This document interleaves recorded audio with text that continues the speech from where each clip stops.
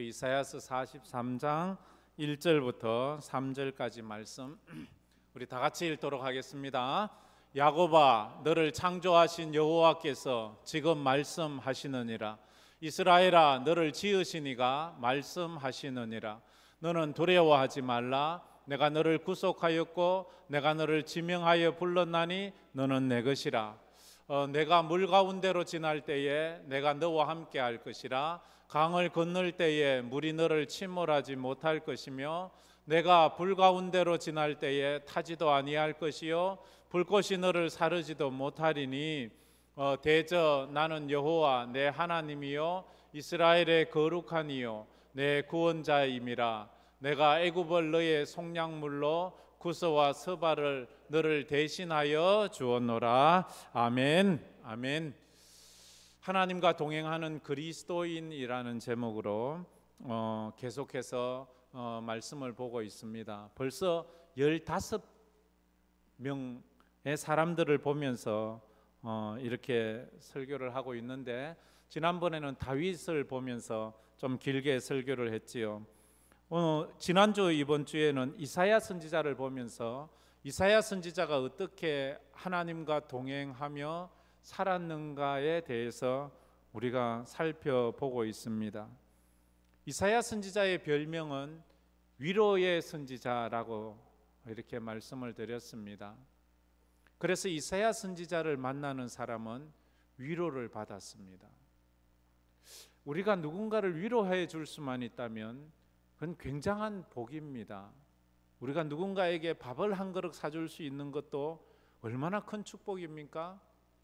그건 있다고 사줄 수 있는 게 아니에요. 마음이 있어야 사주는 거니까. 그런데 이사야 선지자는 위로의 사람이 되었습니다. 어떻게?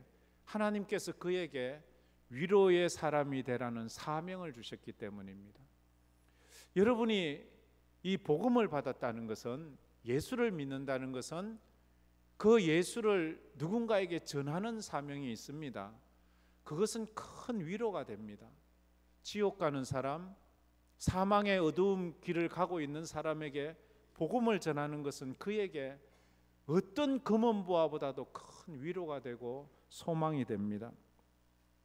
이사야 1장에 우시야 왕이 죽던 해에 이사야가 제사장으로 있었거든요. 성전에 들어가 기도를 합니다. 나라가 국운이 기울어지고 나라가 망합니다. 왕이 죽었습니다. 외적들이 쳐들어옵니다. 두려운 마음에 기도를 하는데 거기서 하나님께서 갑자기 환상을 보여주시고 하늘의 천사들이 와서 날아다니는 것을 봅니다. 두렵고 떨림으로 그가 거기에 엎드려져서 화르다 나여 망하게 되었도다. 내가 죄인 중에 거하면서 만군의 여호와를 배웠다고 그가 두려워 떨 때에 하나님께서 그에게 소명을 줍니다. 누가 우리를 위해 가며 우리가 누구를 보낼고 할 때 그가 말합니다. 주님, 내가 여기 있습니다. 나를 보내주십시오. 그래서 그가 하나님에게 사명을 받습니다. 하나님의 메시지를 전하는 그 사명, 남은 그루터기가 있다는 것을, 소망을 전하는 사명은, 그러면서 40장에 와서 지난주에 보았지만 40장에 그에게 사명을 주는데 위로의 사명을 줍니다. 너희는 위로하라, 내 백성을 위로하라. 이 40장 1절 말씀, 그게 위로였습니다. 너희의 하나님이 이르시되 너희는 위로하라, 내 백성을 위로하라. 이렇게 해서 이사야는 위로하는 사람이 되었습니다. 사람을 책망하는 사람도 있어요. 선지자 중에는요, 책망하는 사명을 가지고 있는 사람도 있습니다. 그래서 그 참 어려워요. 책망을 하면 사람들이 별로 좋아하지 않거든요. 근데 위로를 해도 그게 안 좋아할 때도 있는 모양이에요. 그래서 결국 이사야 선지자가 수많은 고난을 많이 당합니다. 이사야 선지자가 전하는 위로의 메시지가 무엇인가 하면 부귀영화가 아니었습니다. 고난받는 메시아에 대한 말씀이었어요. 고난받는 메시아, 이 땅에 메시아가 와서 고난을 받고 죽임을 당한다는 그것이 그 듣는 사람들, 그 말을 깨닫는 사람들에게는 그것이 어떤 메시지보다도 더 큰 소망이 되었고 더 큰 위로가 되었음을 알 수 있습니다. 그래서 이사야 선지 이사야서에서의 최고의 위로의 아주 클라이막스는 53장이지요. 53장에 보면 장차 메시아가 와서 우리를 대신해서 고난받음으로 우리를 치유하고 싸매고 회복하고 자유케 하신다는 그런 예언의 말씀이었습니다. 그 말씀을 듣는 자마다 고난 중에 있는 자들이 위로를 받게 됩니다. 그가 찔림은 우리의 허물 때문이요 그가 상함은 우리의 죄악 때문이라. 그가 징계를 받음으로 우리가 평화를 누리고 그가 채찍에 맞음으로 우리가 나음을 입었도다. 이건 어마어마한 위로의 메시지. 나 대신에 누군가가 찔림을 당하고 상함을 당하고 징계를 받고 채찍에 맞는 그런 고통, 내 대신에 내가 아파야 될 그 자신의 누군가가 그렇게 해준다는 거예요. 지금 이스라엘 백성들의 상황은 바벨론 포로되어 있는 상황, 포로지에서 고통받고 있는 그런 상황. 포로 생활이 어떻습니까? 가난하지요. 먹을 것이 없습니다. 포로는 어떻습니까? 억울하지요. 누가 때려도 왜 때리냐고는 말을 할 수 없어요. 억울해요. 사람은 살다가요 억울할 때가 참 많습니다. 언제나 자기 입장에서 해석하면 다 억울해요. 정말 억울해서 억울한 사람은요 화병에 걸립니다. 그래서 마음이 아픈 사람은 병에 걸릴 수밖에 없습니다. 앞날을 예측할 수 없고 불안과 두려움으로 하루하루를 보내게 됩니다. 사람이 인생을 포기하는 것은 힘들어서 포기하는 것이 아니고 누군가에게 인정받지 못하고 위로받지 못하면 사람이 더 이상 버틸 힘이 없는 거예요. 사람이요 힘들어서 넘어지지 않아요. 힘들면 힘들수록 더 악을 쓰고 버틸 수 있어요. 위로만 받을 수 있으면, 용기를 얻을 수 있으면. 근데 아무도 나를 위로해 주지 않고 용기를 부여해 주지 않으면 내 삶에 아무런 어려움이 없어요. 아무런 불편도 없어요. 그런데 스스로가 거기에서 무너지는 것을 보게 됩니다. 위로를 받으면 일어설 수 있습니다. 스데반 집사님이 그래 했습니다. 아무도 알아주지 않아요. 모든 사람이 죽여야 된대요. 그래서 돌로 사람들이 스데반을 죽이고 있습니다. 돌이 날라와 몸에 맞고 얼굴에 맞고 머리에 맞아 피가 범벅이 되고 있습니다. 견딜 수가 없어요. 그런데 그 순간 하늘문이 열리는 거예요. 하늘문이 열리면서 보좌에 앉으신 예수님이 보좌에 앉아 계신 것이 아니라 거기에서 벌떡 일어나서 하나님 보좌 우편에서 스데반을 보고 위로하고 격려하고 용기를 줘. 스데반아 참아라. 스데반아 믿음으로 이겨라. 그 예수님의 위로와 용기를 얻은 스데반은 예수님처럼 말해요. 아버지요, 저들을 용서해 주세요. 저들은 자기들이 하는 일을 알지 못합니다. 예수님처럼 죽어가면서 기도하는 거예요. 왜냐하면 예수님이 그 위로를 스데반아 나도 너처럼 오해를 받았어. 나도 너처럼 누구에게도 위로를 받지 못했어. 나도 십자가에 못 박혀 피 흘려 죽을 때 온 세상이 나를 저주하고 비난하고 조롱하면서 나를 그렇게 모욕을 했지만 하늘 아버지께서 나를 아셨단다. 내가 너를 안다. 스데반아 견뎌라. 스데반아 이겨라. 누군가가 나를 알아준다면 버틸 수가 있는 거예요. 마라톤이 아무리 힘들고 어려워도 끝까지 옆에서 힘을 내세요. 조금만 가면 됩니다. 힘을 내세요. 용기를 주는 사람이 있으면 우리는 버틸 수 있습니다. 그래서 하나님의 교회에 와서는 하나님의 위로와 하나님의 용기 주심을 우리가 받고 가야 됩니다. 오늘도 이 설교를 통해서 이 예배를 통해서 여러분에게 이런 은혜가 있기를 주의 이름으로 축복합니다. 이런 은혜를 받아야 돼요. 사람은 누구나 할 것 없이 다 위로가 절실히 필요합니다. 아니 나는 위로가 필요 없어요. 아니요. 돈이 아무리 많아도 위로가 필요합니다. 위로가 없으니까 돈이 그렇게 많아도 자기 스스로 목숨을 끊습니다. 아무리 높은 자리에 있어도요 위로받지 못하면 거기에서 그 고독감 속에 스스로 목숨을 거둡니다. 위로가 없으면 우리는 다 위로가 필요한 사람입니다. 우리 모두는 위로가 필요해요. 하나님 나를 좀 위로해 주세요. 연세가 많으신 분도요 위로가 필요해요. 젊은 사람도 위로가 필요해요. 1892년도에 조선에 선교사로 온 사람이 있습니다. 밀러 선교사였습니다. 그가 와서 조선 이름으로 바꾸는데 민노아라는 이름으로 바꿉니다. 밀러라는 이름에서 민노아라는 이름으로 바꿉니다. 그는 아내와 결혼해서 갓 신혼에 이제 조선의 땅에 와서 선교를 시작했습니다. 조선에 온 지 6년 만에 아내가 임신을 했습니다. 그래서 아들을 낳았습니다. 아들을 낳았는데 8개월 만에 그 아들이 숨을 거두었습니다. 부부는 너무 절망했습니다. 그러나 서로를 격려하면서 또 지나서 3년이 지났습니다. 3년 후에 또 임신을 해서 아이를 낳았습니다. 근데 그 아이는 태어난 지 하루 만에 죽어버리고 말았습니다. 선교사님 아내가 견딜 수 없는 거예요. 아들 둘을 잃었어요. 그것 때문에 그 부인이 너무너무 고통해 하다가 1년 만에 그 부인까지도 죽고 말았습니다. 인간적인 생각에 두 아들이 죽고 자기 부인이 이 조선에 와서 죽었는데 떠날 것 같은데도 이 민노아 선교사가 이 선교지를 떠나지 않고 이곳에서 여전히 자기 일을 하고 있는 것을 보면서 조선 사람들이 의아해하는 거예요. 그래서 묻습니다. 선교사님, 도대체 당신이 섬기는 그 예수가 누구이길래 당신을 이렇게 힘들게 합니까? 그리고 당신이 섬기는 그 예수가 누구이길래 당신은 이곳을 떠나지 않고 이곳에 있습니까? 듣자니 미국은 살기 좋은 나라라는데, 미국은 그렇게 부자 나라라는데 이렇게 가난하고 망한 이 조선에 와서 당신은 왜 있습니까? 근데 그 질문에 민노아 선교사가 선뜻 대답할 말을 기억하지 못했어요. 그래서 그 조선 사람들의 질문을 가지고 몇 날 며칠을 기도하면서 고민을 하다가 시를 쓰게 됩니다. 그 시를 갖다가 곡조를 붙여서 그렇게 찬송가를 만드는데 지금도 우리 찬송가에 있습니다. 예수님은 누구신가?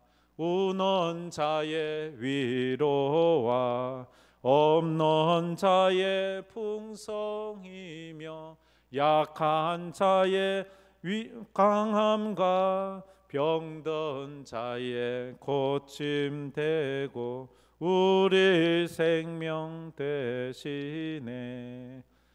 그 예수님이 위로해 주셔서, 그 예수님이 위로해 주시니까 자녀가 죽고 부인이 죽고 고통의 나라를 보내면서도 하나님의 위로를 받으니까 그 선교지를 떠나지 않는 거예요. 오늘도 우리가 세상에 여러 가지 들리는 소문이 우리를 두렵게 하고 무섭게 하지만 하나님의 위로가 있다면 우리는 넉넉히 이길 수 있습니다. 오늘 교회 와서 밥 얻어먹고 힘을 내는 것이 아니라 교회 와서는 말씀 듣고 우리 영혼의 힘을 얻어야 돼요. 우리가 육신의 힘도 있어야 되지만 육신의 힘으로 살아가는 게 아니에요. 마음의 힘, 영혼의 힘을 얻을 수 있다면 아무리 힘들고 어려워도 버티는 것은요, 체력으로 버티는 게 아니에요. 영혼, 믿음으로 버티는 거예요. 여러분에게 이런 은혜가 있기를 주의 이름으로 축복합니다. 누군가에겐 지금 건강의 위로가 필요하신 분이 있어요. 누군가에겐 지금 직장과 경제적인 위로가 필요한 분이 있어요. 어떤 사람에게는 지금 인간관계의 외로움에서, 서러움에서 그런 위로가 필요한 분이 있습니다. 어떤 사람은 너무 힘들어서 마음에 병든 사람이 있어요. 우울증이 걸리고 공황장애가 오고 여러 가지 사람 대인 기피증이 오고, 이건 다 마음의 병이거든요. 이건 약으로 고칠 수 있는 게 아니에요. 하나님께서 위로하실 때 위로의 성령을 만나면, 위로하시는 주님의 위로를 받으면 일어날 수 있어요. 첫 번째로 하나님의 오늘 주시는 위로의 말씀은 이겁니다. 내 인생의 주인은 내가 아니라 하나님이십니다 하는 겁니다. 내 인생의 주인은 내가 아니라 하나님. 다 같이 한번 읽어봅시다. 내 인생의 주인은 내가 아니라 하나님이시다. 아멘. 이게 뭐 큰 위로가 됩니까? 아니요. 이게 참 큰 위로가 됩니다. 내 인생 내가 주인이라고 생각하고 내 인생 내가 책임진다고 생각하면 힘 있을 때, 능력 있을 때, 뭔가 있을 때는 내가 사는 것 같아요. 내 똑똑해서 사는 것 같아요. 그러나 어느 순간에 내 삶을 내가 어떻게 할 수 없다고 생각하는 순간에도 내가 책임져야 된다면 불안해서 못 삽니다. 어떻게 하지? 어떻게 살아가지? 내일은 어떻게 하지? 내일이 렌트비 내야 되는 날인데, 내일이 은행에서 빌린 돈 갚는 날인데, 내일이 그 사람 만나는 날인데 내 힘으로 한다면 무서워서 못 살아요. 근데 하나님이 내 인생의 주인이라면, 하나님이 내 인생을 알고 계시다면, 하나님이 내 인생을 이끌어 가신다면 우리는 이게 큰 위로가 돼. 1절 말씀에 그래서 이렇게 말합니다. 우리 1절 말씀 다 같이 한번 읽어봅시다. 야곱아, 너를 창조하신 여호와께서 지금 말씀하시느니라. 이스라엘아, 너를 지으신 이가 말씀하시느니라. 너는 두려워하지 말라. 내가 너를 구속하였고 내가 너를 불렀나니 너는 내 것이라. 아멘. 사람들이 가장 좋아하는 말씀 중에 하나예요. 가만히 몇 번 읽어보세요. 어느 순간 자기도 모르게 눈물이 핑 돌고 눈물이 주르륵 흐르는 것을 경험하게 될 겁니다. 그때 한없이 야곱아, 이스라엘아, 이 두 이름은 같은 사람의 이름이에요. 영적인 하나님을 경험하기 전에 이름이 야곱이잖아요. 사기꾼, 거짓말쟁이, 도둑놈. 그때도 하나님은 야곱아, 내가 너를 창조하였어. 이스라엘아, 내가 너를 지었어. 이렇게 말해요. 하나님이 아신대요. 하나님이 저와 여러분은 야곱과 이스라엘 대신에 여러분의 이름, 저의 이름을 넣었으면서 아무개야, 내가 너를 창조하였어. 내가 너를 지었어. 만든 사람이 주인 아니에요? 내가 나를 만들었다면 내가 주인이에요. 근데 내가 나를 만들지도 않아 놓고는 내 인생 내 거야 라고 말한다면 그 사람은 지금 뭔가 착각하고 있는 거예요. 그러면 여러분의 인생을 여러분이 다 책임질 수 있습니까? 죽고 사는 것 여러분이 책임지는 거예요? 하나도 할 수 있는 게 없는 거예요. 하나님이 하게 해 주셔야지만 돼. 야곱은 옛 이름이고 이스라엘은 새 이름이에요. 하나님께서 옛 사람이나 새 사람이나 지었고 만드셨어요. 만드신 분은 우리를 다 알아요. 우리 인생에 대한 답도 가지고 계세요. 하나님이 나를 만드셨다면서요. 하나님이 내 인생을 아신다면서요. 지금 내 인생이 가야 될 길은 어딘가요?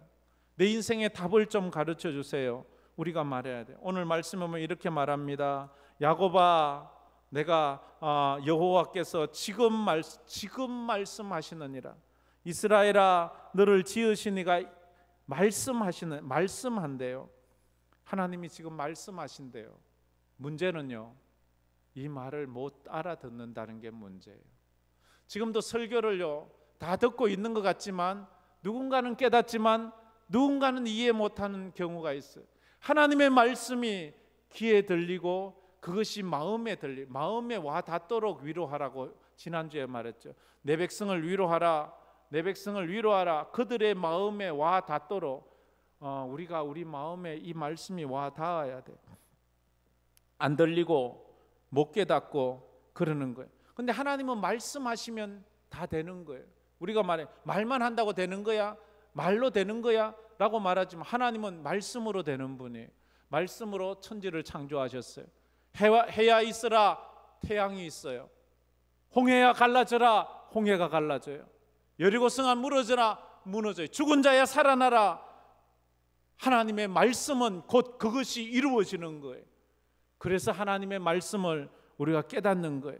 내 삶에 문제가 있을 때 그래서 우리는 주님께 구합니다. 하나님 말씀 한마디만 해주세요. 내 인생에 하나님 말씀 한마디만 해주세요. 그러면 그 말씀이 내 인생을 변화시킵니다.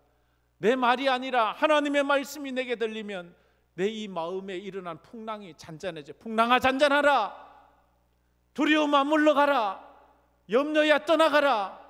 근데 내가 아무리 내 자신에 염려하지 말자, 두려워하지 말자, 걱정하지 말자 이런다고 걱정이 안 되나요? 그 수없이 몰려오는 두려움의 썰물과 밀물들이 주님의 말씀으로 다 사라지는 그런 은혜가 있어야 될 줄 믿습니다. 하나님은 오늘 1절에서 4가지 말씀합니다. 첫 번째는 너는 두려워하지 말아라, 그렇게 말합니다. 너는 두려워하지 말아라. 하나님께서 내 인생이 두려워하고 있는 걸 아세요.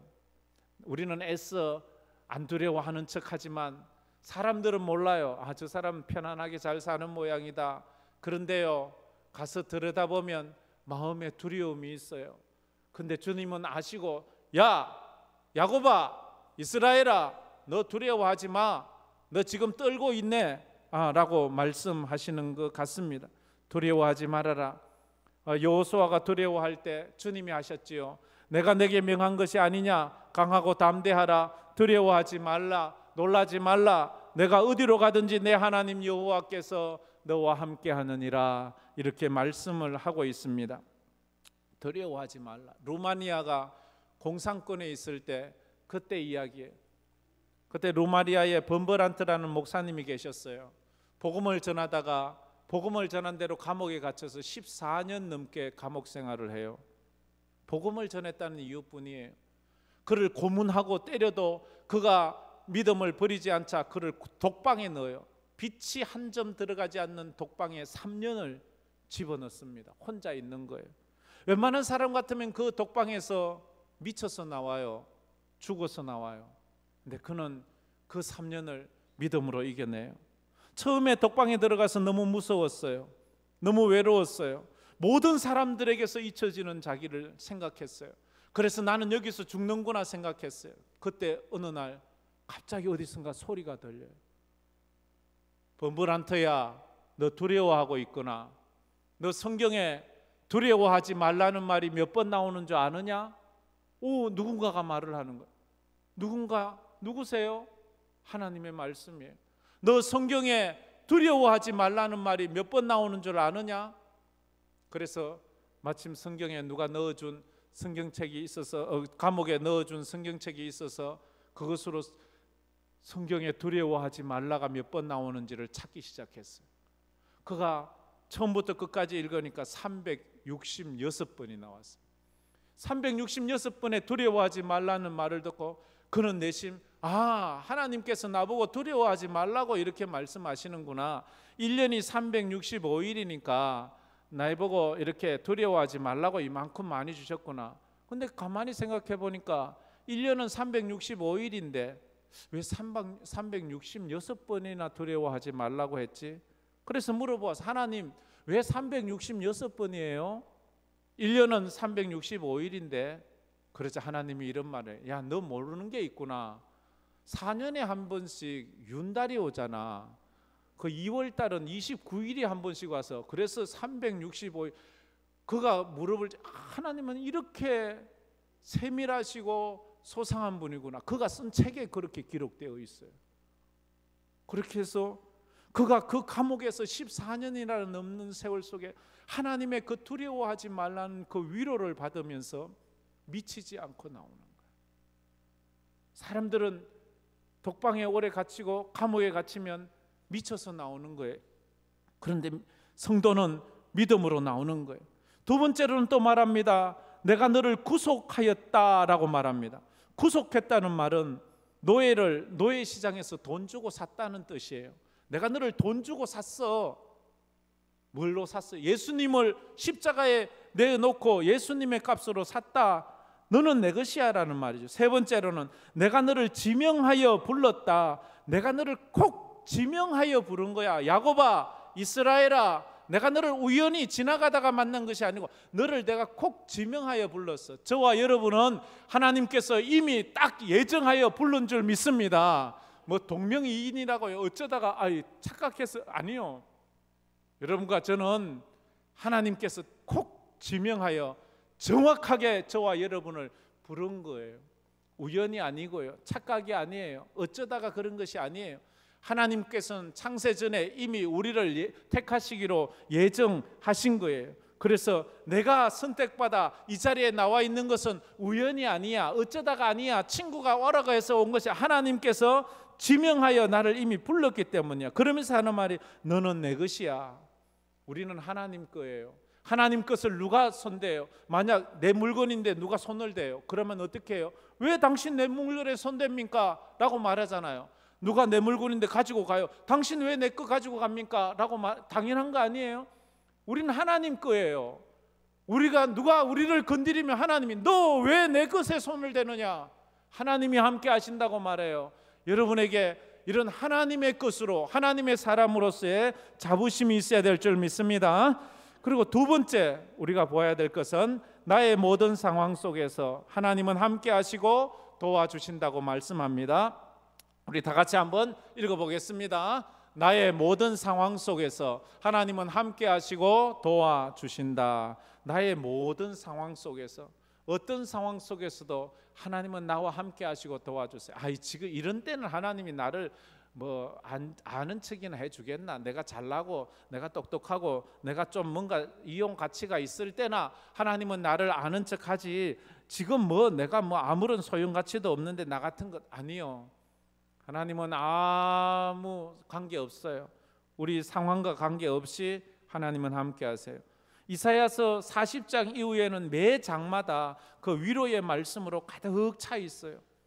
우리가 42장 3절에도 이런 말씀이 있습니다. 우리 42장 3절 말씀 다 같이 한번 읽어보겠습니다. 상한 갈대를 꺾지 아니하며 꺼져가는 등불을 끄지 아니하고 진실로 정의를 시행할 것이며. 상한 갈대, 꺼져가는 등불, 이것은 지금 이스라엘 백성들의 모습을 두 가지로 말하고 있어요. 상한 갈대 같은 모습, 꺼져가는 등불 같은 모습. 갈대는 나일강이나 요단강 유역에서 많이 자라는 그런 덜풀들 중에 억새들 아닙니까? 억새풀 같은 것들. 그런데 어때요? 이 상한 갈대는 어때요? 갈대는 쉽게 흔들려요. 흔들리다가 쉽게 꺾이기도 해요. 인간의 모습이지요. 인간은 쉽게 흔들려요. 쉽게 꺾이고 쉽게 상하고 쉽게 무너져요. 그런데 특별히 여기서는 상한 갈대는요, 썩어가는 갈대, 썩은 갈대, 이것은 아무 가치가 없는 거예요. 이런 건 빨리 베버려서 불태워버려야 돼요. 회복 불능이에요. 이용할 가치가 없어요. 어쩌면 이게 인간의 모습이죠. 죄 지은 인간의 모습은요, 상한 갈대 같아요. 그저 인간은 어때요? 입만 벌리면 거짓말 하잖아요. 입만 벌리면 남 흉보잖아요. 생각하는 것이 이기주의고 생각하는 것이 악한 것밖에 없잖아요. 상한 갈대처럼 썩어들어가는 인간의 모습, 죄인 같고 창기 같은 우리의 모습, 상한 갈대예요. 근데 그 갈대를 꺾지 않는데요. 얼른 꺾어버리고 베버리고 불태워버려야지 더 냄새도 나지 않잖아요. 두 번째의 모습은 꺼져가는 등불이래요. 꺼져가는 등불. 교회는, 성도는 이 땅에서 이 구원의 등불, 이 세상을 비치는 빛이 되어야 되는데 이게 꺼져가고 있어요. 호롱불을 아세요? 호야불을 아세요? 까풀까풀 꺼져갈 때 특징이 뭐예요? 끓음이 나잖아요. 연기가 나고 냄새가 나고, 그것은 빛으로서 소용 가치가 없잖아요. 눈을 따갑게 하고 사람 눈에 눈물을 흘리게 하는 거예요. 꺼져가는 등불 같은 인생을 살아가는 사람은 옆에 사람의 눈에 눈물을 흘리는 인생, 사람을 괴롭히는 인생인 거예요. 양심의 등대가 되지 못해요. 진리의 등대가 되지 못해요. 교회가 세상에서 인정받지 못할 때 그런 모습 아니겠습니까? 사마리아 수가성 우물가에서 예수님이 만난 그 창기 같은 그 여인은 상한 갈대였어요. 꺼져가는 등불 같은 여인이었어요. 세상 사람들은 저런 여인은 필요 없다고, 저런 여인은 죽어 마땅하다고, 간음하다가 현장에서 붙잡혀온 그 여인도 상한 갈대였고 꺼져가는 등불이었어요. 그래서 사람은 그 여인은 돌에 맞아 죽어야 된다고, 돌을 들고 이 여인을 죽여야 된다고 예수님께 그렇게 말했어요. 뽕나무 위에 올라갔던 세리장 삭개오, 모든 사람이 저는 쓰레기 같은 인생이라고, 상한 갈대요, 꺼져가는 등불 같은 인생이라고 그의 친구가 되어주지 않았습니다. 인간의 모습이 그렇지 않나요? 하나님 앞에서 죄 지은 인간은 상한 갈대 같고 꺼져가는 등불 같아서 전혀 소용가치가 없어요. 그런데도 주님은 우리를 꺾지 아니하시고 끄지 않았다고 말합니다. 인생은 꺾이고 꺼져버린 소망 없는 존재예요. 여러분의 인생은 어떻습니까? 살만한 인생, 가치 있는 인생입니까? 가만히 보면 많이들 슬프고 실패하고 아프고 찢어지고 부서진 그런 인생이 아닙니까? 마치 요셉같이. 요셉은 노예였어요. 노예는 상한 갈대예요. 꺼져가는 등불같이. 노예는 인생이 끝난 인생이에요. 근데 하나님은 그것을 그렇게 흐려지게 하지 않아요. 오해받아서 죄수가 되었어요. 죄수가 어떻게 나올 수 있나요? 그는 끝났다고 말했어요. 그런데 하나님께서는 그 상한 갈대를 꺾지 아니하시고 꺼져가는 등불 같은 요셉을 끄지 아니하시고 그를 애굽의 총리로 삼으시는 것을 볼 수 있어요. 왜냐하면 예수님께서 우리를 대신 위해서 십자가에 오르셔서 십자가에서 우리 대신 꺾여 주셨고 십자가에서 우리 대신 꺼져 주셔서 그 생명이 그 십자가에서 다 고난을 받으시고 십자가의 고난, 죽음의 고난, 지옥의 고난을 다 대신 받으셨기 때문입니다. 그래서 이사야 53장 우리가 5절 말씀에 이런 말씀 아까 내가 보았지만 있죠. 그가 찔림은 우리의 허물 때문이요 그가 상함은 우리의 죄악 때문이라. 그가 징계를 받음으로 우리가 평안을 누리고 그가 채찍에 맞음으로 우리는 나음을 받았도다. 이게 십자가의 은혜를 저게 얼마나 큰 위로가 돼요. 제가 한번 다 같이 한번 읽어봅시다. 그가 찔림은 우리의 허물 때문이요 그가 상함은 우리의 죄악 때문이라. 그가 징계를 받음으로 우리는 평화를 누리고 그가 채찍에 맞음으로 우리는 나음을 받았도다. 십자가의 주님을 만나고 십자가의 은혜를 경험한 사람은 십자가에서 위로를 받으면 그동안 울지 못했던 그 울음의 물음이 터지고 나와서 그 예수님에게 한없이 위로를 받는 거예요. 나같이 몹쓸 죄인, 나같이 죽어 마땅한 죄인, 나같이 지옥 가야지 마땅한 나를 위해서 주님이 십자가에서 죽어 주셨다는 것을 깨닫기만 해도 그저 눈물이 펑펑 나고 은혜가 넘치는 거예요. 그러면 인생이 새로운 인생이 되는 거예요. 오늘 이사야 43장 2절 말씀에는 이런 가치 없는 인생을 표현할 때 두 가지로 또 말합니다. 물 가운데를 지나고 있고 불 가운데를 지나고 있는 그 인생을 소개하고 있습니다. 우리 저 말씀도 다 같이 한번 읽어보겠습니다. 내가 물 가운데로 지날 때에 내가 너와 함께 할 것이라. 강을 건널 때에 물이 너를 침몰하지 못할 것이며 내가 불 가운데로 지날 때에 타지도 아니할 것이요 불꽃이 너를 사르지도 못하리니. 아멘. 이스라엘의 상황은 지금 물 가운데 침몰당하고 있어요. 불 가운데 다 태움을 받고 있는 그런 상황. 바벨론에 포로되어 있는 상황. 나라는 망하고 성전은 불타고 백성은 전부 먼 걸어서 1000km가 넘는 그런 바벨론에 포로되어 가서 거기서 그렇게 살고 있는 그런 상황. 사람이 극복할 수 없는 재난을 당한 그런 상황을 물 가운데서 불 가운데서라고 말합니다. 그런데 주님은 말합니다. 그 물 가운데서 내가 너와 함께 할 것이라. 이스라엘은 두 번이나 역사상 물 가운데를 지났던 적이 있습니다. 민족적으로. 첫 번째는 홍해를 바다를 가르고 바다를 마른 땅같이 이스라엘 민족이 모세와 함께 건너갔어요. 두 번째 그들이 또 물을 건너가죠. 두 번째는 여호수아와 함께 요단강을 마른 땅처럼 건너가요.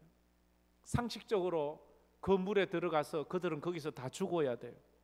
그런데 그들은 죽지 않고 살아나왔어요. 그건 하나님의 은혜예요.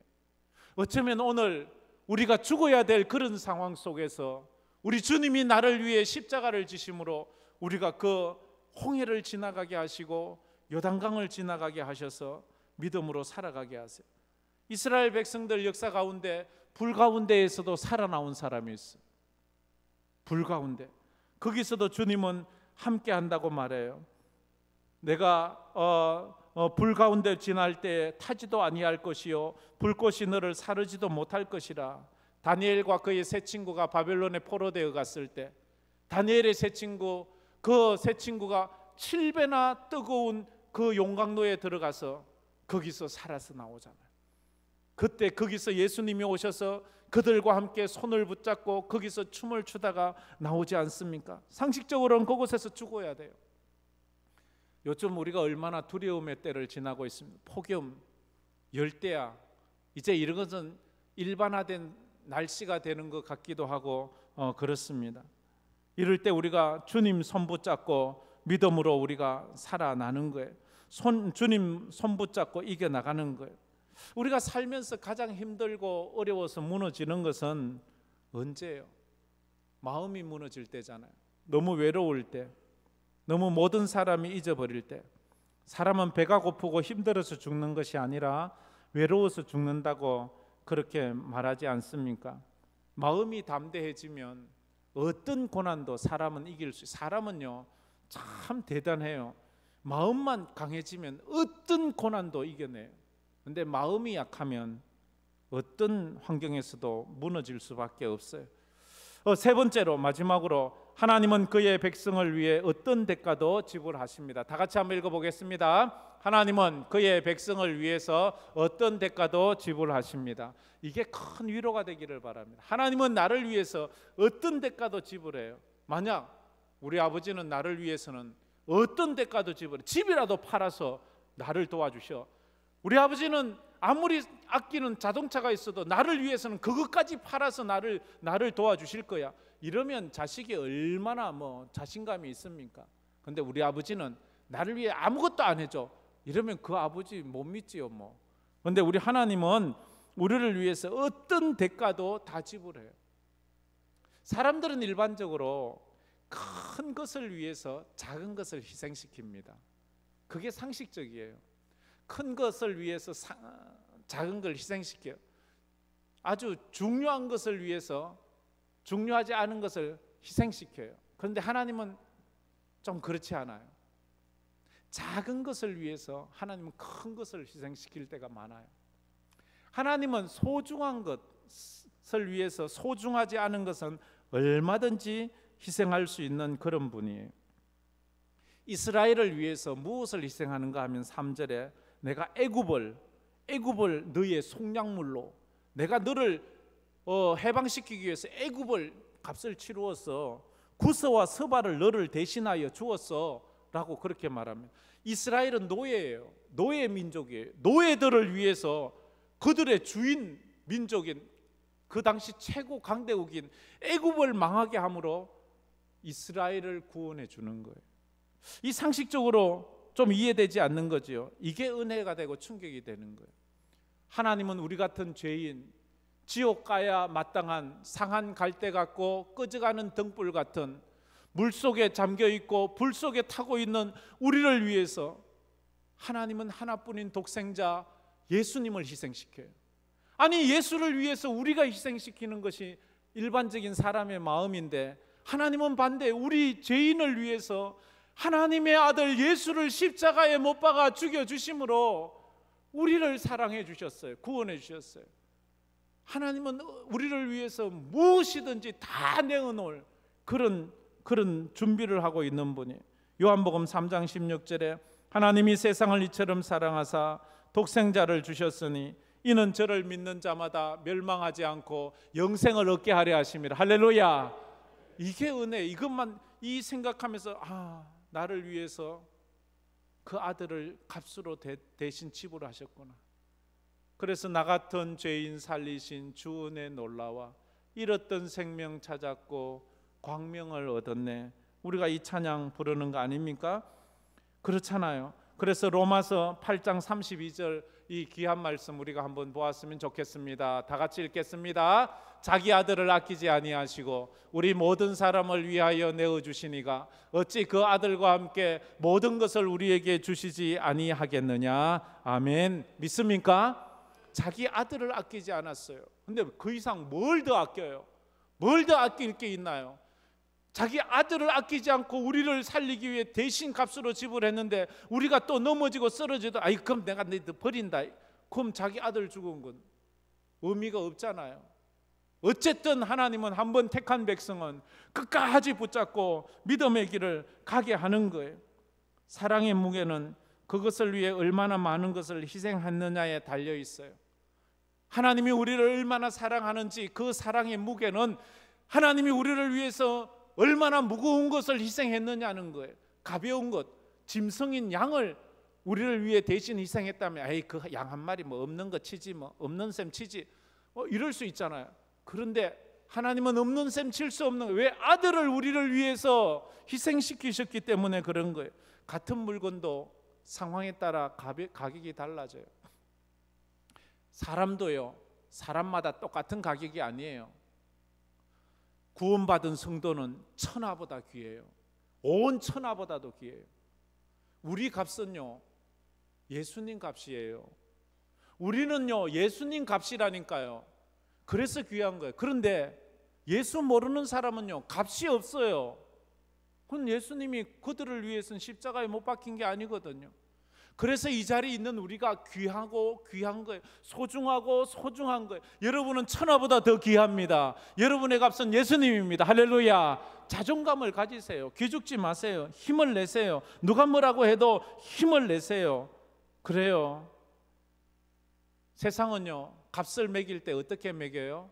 파는 사람이 그 값을 매겨요. 내가 이거 오늘은 내가 1,000원 받아, 내일은 오늘 2,000원 받을 거예요.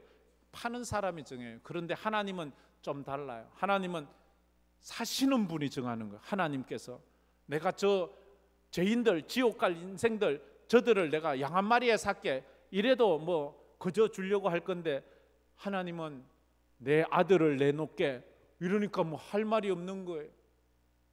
하나님의 사랑이 그렇게 큰 거예요. 우리가 귀하고 가치 있는 이유는 예수님이 날 위해 십자가에 죽으셨기 때문이에요. 이사야를 받아보는 이 이스라엘 사람들은 오늘 우리처럼 정말로 예측할 수 없는 상황 속을 살아갔잖아요. 우리도 이 말씀 붙잡고 위로를 받아야 돼요. 이사야 선지자가 이 하나님에게서 위로의 사람이 될 수 있었던 것은 자기가 먼저 위로를 받았기 때문이에요. 위로를 받은 사람은 남을 위로할 때 힘이 됩니다. 은혜를 받은 사람은 은혜 받은 것을 전할 때 힘이 됩니다. 비록 내가 받은 말씀의 은혜가 전할 때 어눌하고 논리적이지 못하고 서론 본론 결론이 맞지 않아도 은혜 받은 사람이 말을 하면요, 그걸 찰떡같이 알아듣는다니까요.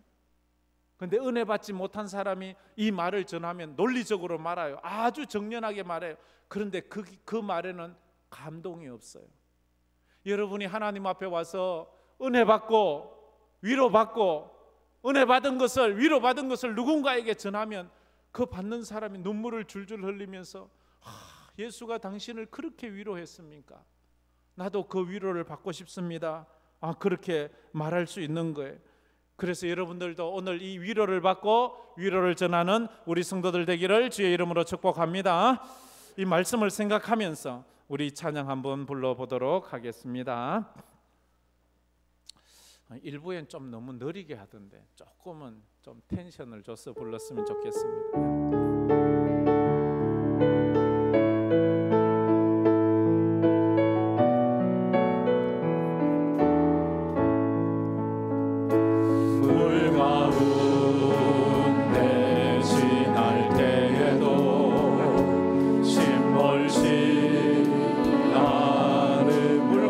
가운데 행할 때에도 불 가운데 행할 때에도 너를 상실하는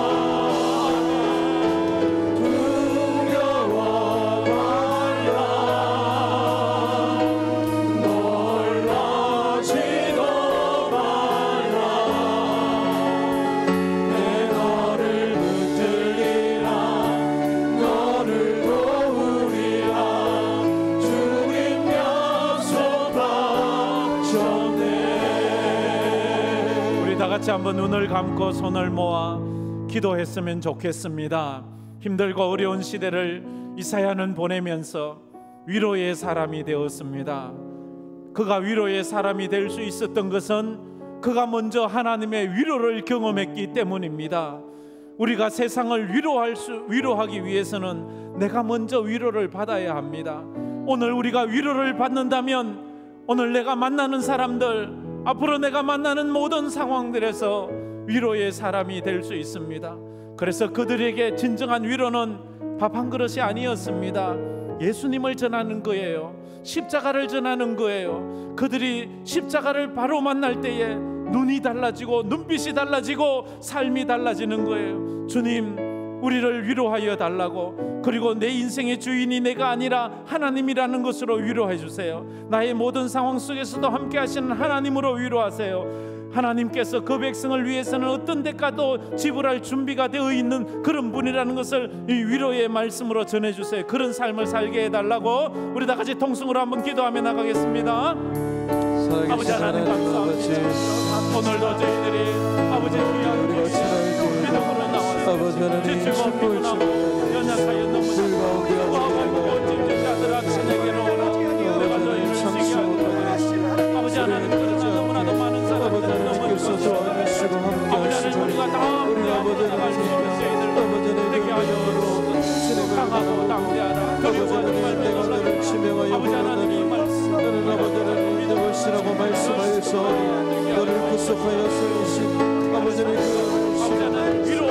그 말씀에 우리가 위로받게 하여 주시옵소서. 하나님의 위로를 받은 자는 아버지의 믿고 아버지의 위로할 수 있도록 하나님 우리 모든 성도들이 위로되라고 아버지의 남편도 상대방도 위로할 수 있는 그런 위로의 사람이 되게 하여 주시옵소서. 이 땅을 살아가면서 어렵고 힘들 때 아버지는 지치고 아버지는 아플 때 아버지 하나님 주님의 능력과 힘으로 위로가 하나님 아버지 하나님 많은 영혼들을 아버지 위로의 말씀으로 살리고 세우고 아버지는 저 천국 갈 때까지 아버지는 주님의 위로하신다 주님의 은혜로 아버지 이 땅을 살아가게 하여 역도록 하나님 우리를 붙드시는 주님의 약속의 말씀을 듣게 하여 주시옵소서.